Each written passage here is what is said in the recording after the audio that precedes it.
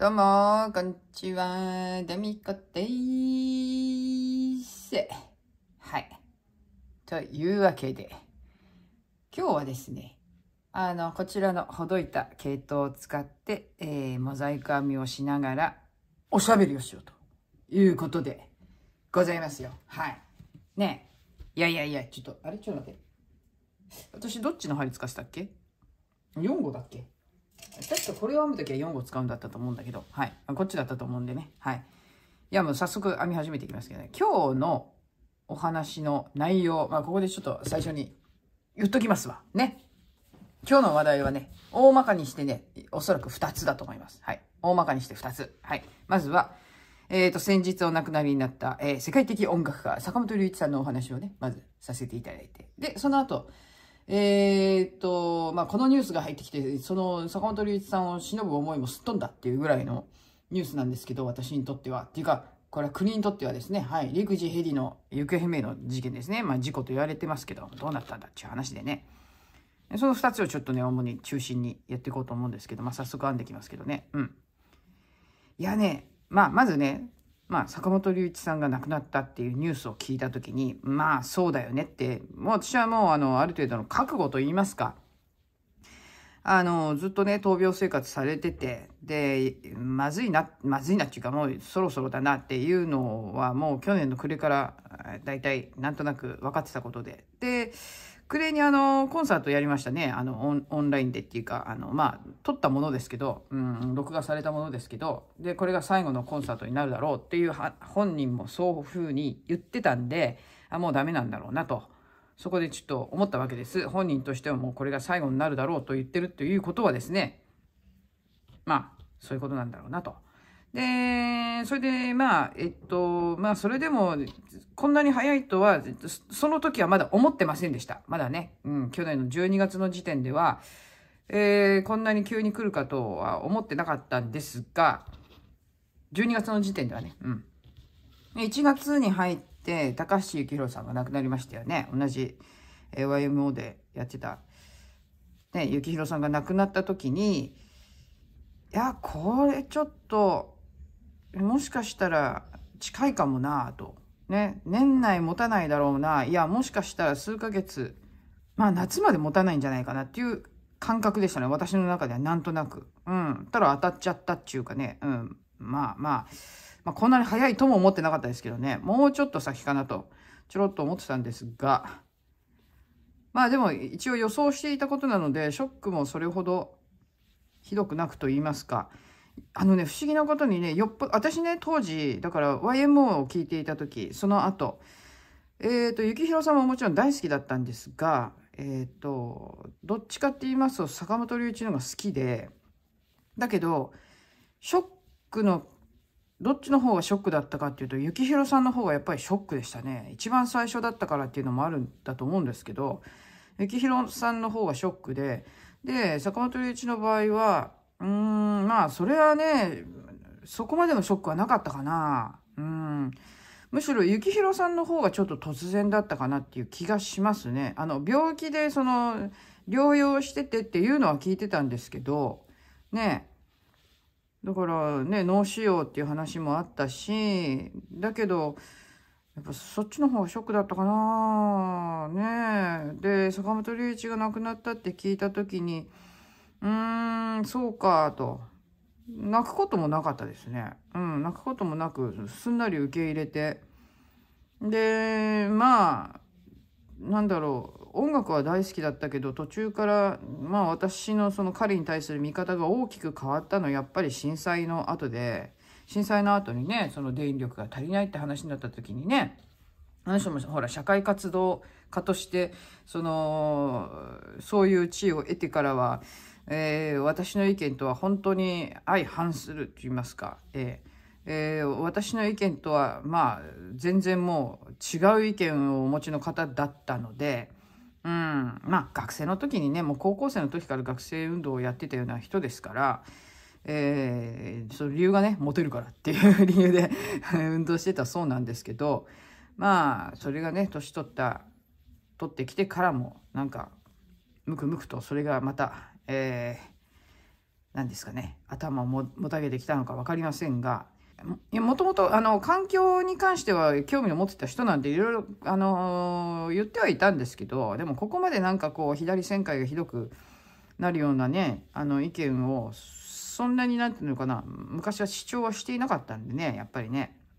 でそれでやっぱり言葉ですよね。たかが電気っていうたかが電気ってみたいな、電子音楽で名をねこう広めた人がね、いわゆるたかが電気って言っちゃいかんでしょって、やっぱり当時もそう言われてましたよね。私は言葉聞いた時に、もうこの人のこういったその社会的ななんていうのかな、発信に関してはちょっと私はちょっと受け入れがたいなっていうのがあったんで、ちょっとそっからやっぱり少し離れたかな。でもねだからといってあれですよ、意見が違うということを私は言ってるだけでね、だから彼がどうのっていうのもあれなんですけれども、お亡くなりになった方ですから、あんまり悪いような風には言いたくはないんで、だけど最後ね亡くなる直前、やっぱりその東京都の都市開発に関して今やってるじゃないですか、あれが明治神宮うんちゃらかんちゃらとかね、あれに関してはもう反対意見っていうのはもう私も同じなんでね、でそれでなんだ緑のたぬきにお手紙送ったりとか、いろいろ最後のなんつうのかな、力を振り絞ってそういう、自分のできることをね一生懸命、されて、そうやってどうにか切らないで開発をするってことはできないのかっていうことを訴えたっていうのがあるんで、その点に関しては私ももちろん賛成なんでね、で最後そうやってそういったことに関してね同じ意見だったことはちょっと良かったかなと思いますけれども、さてね、なぜ坂本龍一私大好きだったかってよくわからないんですけどね、なんでしょうね、なんか好きだったんですよね。で YMO でね知ってからはもう本当に坂本龍一がもう本当に大好きで純粋に本当にそれから坂本龍一を知ってから5年間は本当に純粋に好きで、もう本当にファンでしたね。なんで5年間かって、その後にね出会いがあったんです。この話あんまりしたくないんだけど、実はしなくてもいいと思うんですけど、ちょろっと言ってきますよね。私高校に上がりまして、坂本龍一そっくりの人と出会うわけですね。で私顔で惚れたわけです。顔だけですよ、顔ね、見た目だって喋ったことないの、一目惚れ見たらもんですよ、おってなったわけですね。そんな感じの人ですから、もう表になった方だったのでね、いろいろ女性も周りに、いろいろはべらかす人ではないですけれども、ちょっとチラチラしてるような人だったので、なので私別に自分がねそんなお近づきになるなんていうふうにはちょっと思ってませんでね、そんな感じで、しばらく過ごしていたわけですが、私の友達がですね、デミコちゃんお近づきになろうよということで、私は無理やりとある場所に連れて行きましてですね、そこでその方と、お知り合いになるわけですね。お知り合いになるわけです。そしたらあちらさんも私のことをどうやら気に入ってくれたようで、なんで気に入ったのか私もさっぱりなんですが、まさかねっていうほらお付き合いするとかそんなことはもう、全く考えてなかったわけで頭になかったんですけど、そしたらですねあちらさんがどうも気に入ってくれちゃったらしくってですね、驚くことにお付き合いすることになるわけですよね。でそれでそうですかっていう話で、それですごくいい感じの関係だったんで、じゃあつんでお受けしたわけです。お受けしたらですね、なんていうの、一つの本当に見た目だけじゃ分かんない、見た目っていうか本当に表面上付き合ってるだけじゃ分からないのねっていう話でですね、付き合ったらひどい男でした男としては最低の男でしたね。その中身はあんまりよう言いませんけれども、なんつうのかな、ひどい人だったね、本当にね。私は一気に最初は一生懸命でしたよ、それまで半年ぐらいは。でもその後はもう嫌になっちゃってね、どうやって別れようっていう感じでしたよ、その後は。なかなか別れさせてくんないっちゅう。いや、どうやって別れようかなって、もう友達に相談してました。どうやって別れよう。簡単に言うとね、すんごい、なんつったらいいのか、束縛がひどい人っていうのかな。そんな感じだったんですわ。こんな私にそんな男がくっつくってどういうことよっていう話でね。大変でしたわ。本当に。怖いよ。本当に。うちの母親も心配してました。はい。で、別れるって言った時にね、母親に、もう別れたいんだっていう話をした時にね、別れる時は気をつけなさいねって言われてよ。気をつけなさいねの後の言葉が怖いよ、本当に。刺されないようにねって言って。刺されないように気をつけなさいよねって言われましたよ。いや、まあまあまあ、なんとかね、もう先輩だったんで卒業するまで待とうみたいなね、卒業してから別れようと思ってね、だって学校で顔合わせじゃないですか。ね。顔合わせるの嫌じゃないですか。だから、もうとにかく卒業するまで我慢しました。うん。で、卒業してから、別れました。はい。まあそんなことがありまして、まあそんな男を思い出すもんですからね、その後純粋に坂本龍一が好きと言ってもどうしてもその男の顔が被るわけですよ。顔っていうかその存在かな。うん、どうしてもね。だからその後は純粋になんかこう坂本龍一をこう好きで、入れない自分みたいのがいて、うん、なんかその後ちょっとだから、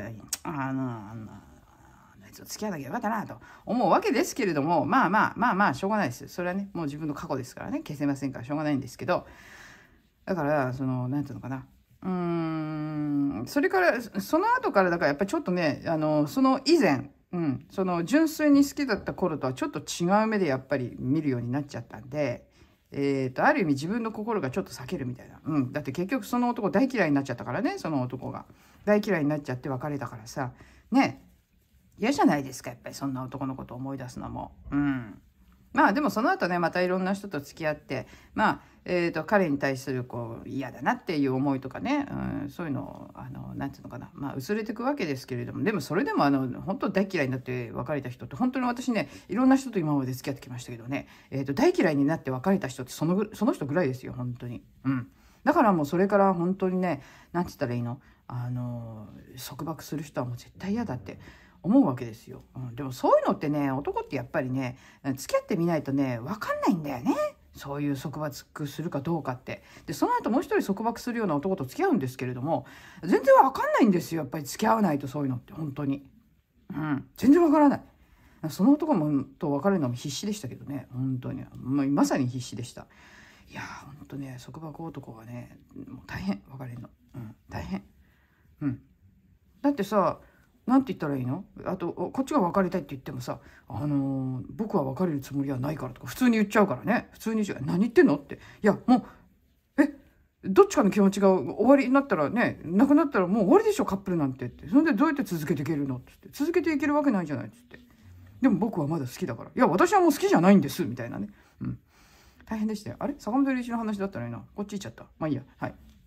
というわけでですね、この数日間私はだから坂本龍一さんのその追悼という意味でね、私結構だからね、自分の好きだった人っていうかそういうファンだったりとかね、そういう人が亡くなると追悼の意味でね、すごい見まくるんですよ。動画を見たりやとか音楽聴いたりとか。マイケルの時なんかはね、もう本当大変でしたよ、私。マイケルすっごいファンだったわけじゃないのに、でもそれなりにやっぱり好きだったんだろうね、あれね。もう本当になんか、わあ、やばいやばい、死んじゃったってなって、もうショックで、マイケルが死んだ時も、いやいや、坂本龍一よりもショックかもしれないぐらい、結構ショックでね、マイケルが亡くなった時はね。この話前にもしたかったと思うんですけどね。ほいで何気にほら、マイケルはやっぱりカセットテープとかで音楽聴いてたんで、もう、CD をだから持ってないところはもう全部、買い漁りましたよね。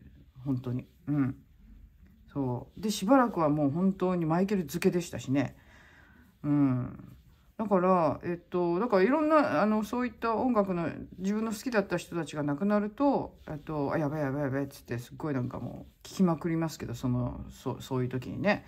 でそれで坂本龍一をずっと聞きながら、坂本龍一じゃなくてどっちかっていうと私の場合は YMO ですけど、YMO を聞きながらいろいろ見るわけですよね。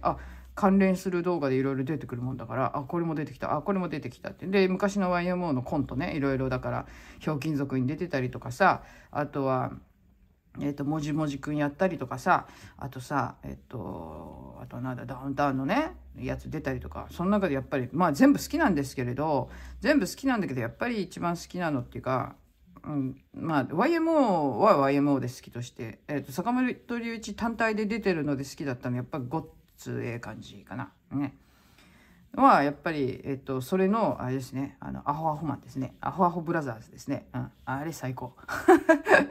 世界の坂本が何やってんのって話なんですけど、もうね、まあ、とにかくワインもああいうコントみたいなのも好きだからさ、ね、後になってからも結構コントやってましたからね、3人でね、揃った時とかにね。うん。だから、そういうところが好きだったっていうのもあるかな、やっぱり。うん、あの3人は。うん、みんな面白かった。うん、おしゃれで、おしゃれで、ね、音楽もすごいのに、コントやっちゃうみたいなね、うん、そういうギャップっていうのかな、うん、それも好きだったら、うん、本当に。だから YMO を知った人って、多分君に胸キュンとかね、あれで知った人が多分もう多いと思うんですよ。うん。彼らはね、解散する前に、まあ、彼らは3回って言ってますけど、3回する前に、こう、ポップな曲を作って、その、なんつうの、ポピュラーな、その、なんつうの、曲を作ってね、で、それで最後、1番取って、終わりにしようぜっていうんで、ああいう普段とは違うっていうかね、そういう音を作ってやったわけですけども、まあ、残念なことに2位までしか行きませんでしたけどね。うん。まあでもそれでも相当売れたと思うんで、うん。で、あれで知られてね、でも結局あれで知った人はあの後すぐ3回状態っていうかね、解散っていうことで、ってなったかもしれないんですけど、まあでもね、もう終わりなんだろうなっていうのは私はもう、あの時もすでに、分かってたわけで、だからね、私は知ったのはさ、君に胸キュンよりもだいぶ前の、ね、ちょっとちょい前ですけど、もちろんなんつうの、80年ぐらいのね、コマーシャルやってたわけだからね。で、曲をそれなりに聴いてたわけで。で、それが YMO って認識させてもらったのが友達のカセットね、友達が渡してくれたカセットで、あ、この人たちがやってるんだっていうのね、それが10歳の時ですよ。ね、そっからファンだったんだけど、なのでね、バーっと一通り昔からのをまた見直して、ね、高橋幸宏が亡くなった時もそれやったんだけど、またさらに同じことやって。で、やっぱり、細野さんがね、一人になっちゃって、ね、ちょっと寂しいだろうなと思いますけど、まあ音楽の仲間はね、他にもいっぱいいるからあれだけど、それでもね、やっぱり3人でやってたわけだからさ、その3人の2人がさ、いなくなっちゃってさ、細野さん一人になっちゃってさ、いやー、寂しいだろうなと。ね。もう細野さんが一番おじちゃんだけど、ね、一番ね、おじちゃんが残っちゃったよ。ね、本当に。高橋幸宏70歳。坂本龍一71歳。まあ、同じ年に亡くなってしまいました。本当残念でありますけれども、まあね、そんなこんなで坂本龍一を聞きながら、そうするといろいろ他の、なんていうんですかね、動画も出てくるわけですね。で、その時に、そうだ、私だから、好きな人たちの音楽っていうのを、ちょっと今ね、ずっとあんまり聞いてない時期なんですよね。音楽自体を。やっぱりこっちの動画もやっちゃってるしね。なので、なかなか、音楽を聴く時間っていうのがなくてですね。うん。で、自分の動画以外の時間、何をやってるかっていうと、ほとんどほら、オカルトの方の話聞いてるんで、で、ね、オカルトの方ばっか見ちゃうんで、ちょっと時間がね、やっぱりね、ないんですよ。音楽を聴くような時間がね。うん、そういう時間も取りたいなと思いつつ、うん。で、お引越ししてる間は、なんか、ね、ネットがほら、繋がんない間は、音楽聴いてたんですけど、その時に聴いてたのがね、なぜか90年代のダンスミュージックなんかを聴いてたもんですから、で、それでね、思い返して、そうだ、私、あと、残ってる音楽っていうか、その好きな音楽、を、こう、なんていうのかな、その人が亡くなった時に聞くんじゃなくて、もう常に聞くようにしようと思って、で、動画をね、こう、漁るんじゃないんですけど、何気に見てて、やっぱり、あとはもうこの人の音楽をずっと、聴いていこうと思って、もう大好きなね、なんていうのシンガーさんがいるんですけれども、そこをまた聞いてましたね、ずっとね、坂本龍一の後にね。うん。いや、それ誰かって？いや、鈴木雅之。鈴木雅之。はい。ラブソングの帝王ですよ。ね。ラブソングの帝王。うん。大好きなんですよ。大好きで、シングルじゃねえや。アルバムは、いつ頃まで持ってるかな？ 2000 年代前半までのアルバムは全部持ってるんです。ソロのアルバムね。で、それからはあんまり2000年代前半までのは持ってて、2000年代後半から買ってないのかな、ずっと。うん。だからちょっとね、今度日本に帰った時に買おうかな、なんつってね、思ってるんですけど、何本かね、まだ。で、今度新しいアルバムがまた発売になるんですよ。うん。で、コンサートもまた今年やるっつんで、私ほら、日本帰る予定じゃないですか。ね。予定にしてるんで、ちょっとコンサート見たらね、バッチリ当たってんですよ。ね、バッチリ当たってんの、時期的に。だからね、そのコンサートの日程を見てね、帰る日を決めたいなっていう感じなんですけど、ちょっと微妙なんだよね、でもね。微妙でさ、だからちょっとどうなるかな、ちょっとねえ、どこまで行けるか、ちょっと行ける範囲であったらコンサート行きたいな、なんつってね、ちょっと思ってるわけですよ。でもコンサート行くってなったらね、新しいアルバム発売のコンサートですから、当然新しいアルバムを聴きこなして曲を覚えてから行きたいじゃないですか。ね。ね。なんかオンラインで先買っちゃおうかなと。今度4月の12日に発売になるんですけどね。うん。買っちゃおうかな。どうしようかな。ね。いや、まあそんなこんなでね、私、坂本龍一が亡くなってからもね、別にそんなに泣いてもいないし、はい。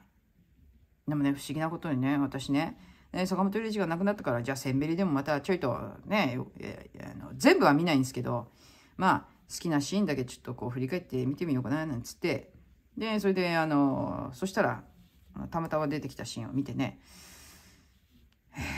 泣きました。はい、泣きましたね。それは、なんで泣いたかっていうと、坂本龍一じゃないんですわ、それが。坂本龍一で泣いたんじゃないんだわ。私まだあれなんだなーってちょっと思ったのがですね、私デビッド・ボーイむっちゃ好きだったわけです。デビッド・ボーイの超ファンだったんですよ。だからあの映画っていうのは私にとってもうなんて言っていいのかな、内容も好きですよ。内容っていうか、まあ大島渚監督の映画でね、雰囲気も好きでね、男しか出てない映画っつってね、ホモ映画なんて言われましたけれどもね。でもね、あの映画は本当好きでね、音楽も好きだしさ、当たり前じゃないですか、そんな好きなのね。うん。でね、でもね、私はね、なんで泣いたかっていうとね、やっぱりね、私はね、まだね、ある意味立ち直れてないっていうか、受け入れきれてないのかな。デビッド・ボーイ見て泣いちゃうんですよ、私。坂本龍一よりも。うん。デビッド・ボーイ見て泣いちゃうわけです。だから、坂本龍一の、追悼のはずなのに、デビッド・ボーイ見て泣いちゃうからダメだと思って、見るのやめましたけど、デビッド・ボーイはね、本来私ほら好きな人って、その亡くなった時にさっき言ったじゃないですか、聞きまくったり見まくったりするって。デビッド・ボーイだけできないんですよ。うん。もう泣いちゃうから。だから見れないし、聞けないし、未だにそうなんだなって、ちょっと。うん。で、ずっと聞いてないんです。実はデビッド・ボーイ亡くなってから聞いてもいないし、あんまり見てもいない。うん。なんかの話題でパッと出てくるじゃないですか。テレビとかでも出てきたりとかね。で、今回引っ越しした時にうちの、家人のね、持ってた CD の中から、その昔のデビッド・ボーイのCD とかも、CD じゃない、レコードだね。うん、出てきたりとかして、あ、持ってんじゃんって言って、それ見ながらじーっと見てて、こう涙が出てきちゃうみたいな。もうね、デビッド・ボーイだけはダメなんですわ。まだね、未だに聞けないし、未だに見れない。受け入れてないんだろうね、自分の中でね。うん。だから、でも、だからそれを考えると坂本龍一はそこまでではなかったっていう話でね。うん。まあ、それは置いといて。うん。まあ、そんな感じで。だからね、鈴木雅之のコンサート行きたいな。鈴木雅之のコンサート行きたいな。うん。行きたいな。と思ってるんですけどね。うまいとこハマってくんないかなと、日程にね。思ってるんですけどね。けど、ちょっと、あれですわ。鈴木雅之のコンサートの、日程見てから決めますわ。いや、だってさ、一度は行きたいと思ってて、まだ一度も行ってないんですよ。で、やっぱりこうやって、ね、好きな人たちがこうやって亡くなっちゃってからね、ああ、行きたかったなと思ったって遅いじゃないですか、だって。で、今回たまたま時期が被ってるんで、鈴木雅之コンサートちょっと狙ってますわ、今回ね。それでね、そう。それでさ、まあ、いろんな人のコメントとか出てるじゃないですか。で、亡くなった後のちょっと写真じゃないや、なんだ、記事をね、バーっと見てたら、チラッと見えたわけですよ。一人になっちゃったっていうね。ああ、細野晴臣がなんか言ってんのかなと思ったらさ、ビートたけしだったっていう話で何がいいと思って。で、ビートたけしもセンベリでね、共演してるからね。で、大島渚監督も亡くなって、デビッド・ボーイも亡くなって、坂本龍一も亡くなって、センベリ仲間は俺一人になっちゃった。おいおい、トム・コンティはどうしたトム・コンティはどうしたたけしの中ではトム・コンティの存在は何でございますでしょうかみたいなね。うん。だって、メリークリスマスミスター・ローレンスが英題なわけですよね。英語のタイトルですよ。で、ミスター・ローレンスって誰って言ったらトム・コンティがやった人ですわ。ミスター・ローレンスね。うん。でローレンスの役やったトム・コンティは仲間じゃないんだと思ってね。うん。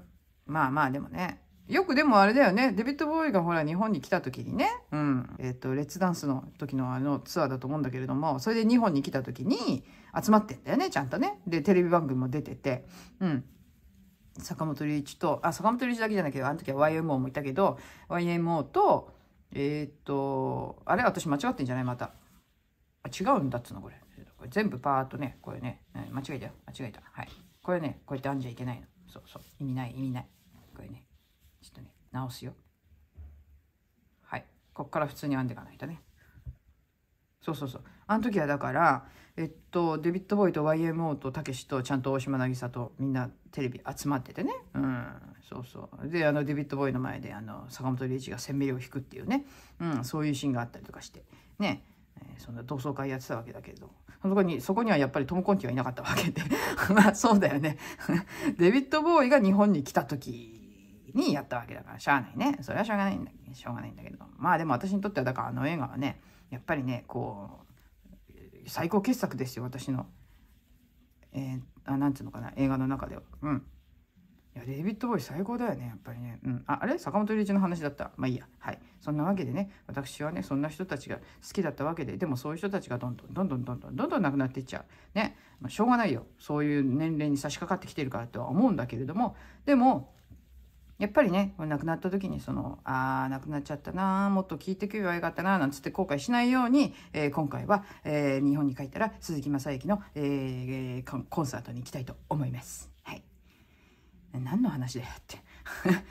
いや、だからね、坂本龍一が亡くなったことに関して私はそんなにショックを受けてないんですわ。まあ、ショックはショックですよ。ある意味のショックはもちろんあるんですけど、ね、私のなんていうの、幼少時代のその音楽の、なんていうのかな、なんだろうな、影響ね、音楽的な影響をものすごくやっぱり与えてるし、で、その後のその趣味にももちろんかかってくるわけでね。うん。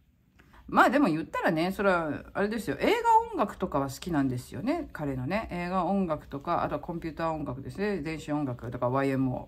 でもクラシックのピアノになっちゃうと嫌いじゃないんですけど、それをなんていうのかな、一生懸命聴くっていうほどには興味持ってないんですよ。だから、そっちの方がほらメインになってきちゃったじゃないですか。ね。うん。だから、あんまり聴かなくなっちゃったかなみたいなね。ピアノだけだとちょっとね、私的には面白くないっていうか、あんま好きじゃないっていうか、オーケストラとかだったらいいけどね。オーケストラとか、あとは、まあ、演歌音楽、だったらいいんだけど。なので、ね、ピアノだけの CD とかっていうのはなんか、あんまりいらないかなっていう感じだったんで。まあでも、はい、好きな人でした。まあ、ゆっくりね、痛みとか苦しみから解放されて、はい、安らかにね、あちらの世界で過ごしてほしいなとは思いますけれどもね。まあね、心からの哀悼の意を表したいと思いますよ。やっぱり私に大きな影響を与えた人であるのは間違いありませんから。はい。ね、社会活動的には私とは全然相入れない、考えをお持ちの方でしたけれども、まあ最終的なそのね、都市開発に関するその意見としてはあったので、もうそれだけで OK かなと。結果オーライということで。ね。はい。そういうことで、心からね、本当に、哀悼の意を表したいと思いますよ。ね。大好きな人だったんで。はい。まあ、そんなことで、しばらくそんな感じで過ごしてたんですが、でもね、そっからですね、つながって、昨日の夜何を聞きながら寝たと思います私。いつもはね、オカルトを聞きながら寝るんですよ。ね。昨日の夜何を聞きながら寝たかっていうと、そこまで行っちゃったみたいな、スネークマンショーまでたどり着きましてですね、昨日ね、大変だった寝るの。もうね、寝ようと思って、でもスネークマンショーが聞きたくて、じゃあスネークマンショーを聞きながらね、寝ようかななんて思ったら、笑ってね、笑っちゃってね、寝れないでございますよ。スネークマンション聞き入っちゃってね、あ、懐かしいな、あ、これ懐かしいな、あー、懐かしい、あー、懐かしい、あ、知ってるこれ、あ、知ってるこれ、懐かしいな、とかね、もうね、なんかね、全然寝れねえ。スネークマンションを聞きながらやっぱ寝れないんだなと思って、はい。で、その後しょうがないからオカルトに変えて、はい、眠りにつきました。はい。いやー、懐かしいね。スネークマンションまで結局たどり着いてしまいました。はい。そんなわけでね、はい。坂本龍一の話はここまでにしとこうかな。うん、ここまでにしといてるよ。まあ、なんかあったらまたね、なんかの折に話したいとは思いますけれども。はい。でね、そんな中ですよ。だから、ね、そんな私が哀悼の意を表していると言いますか、ね、自分の中で追悼のね、期間って言いますか、ね、やってる間に飛び込んできたニュースがこれですよ。ね、自衛隊の、陸自のヘリ、行方不明。これね、ちょっとね、私ね、最初にその話を聞いた時に、あら、事故かしらって普通に思ったんですけど、内容を聞いたらさ、えって。で、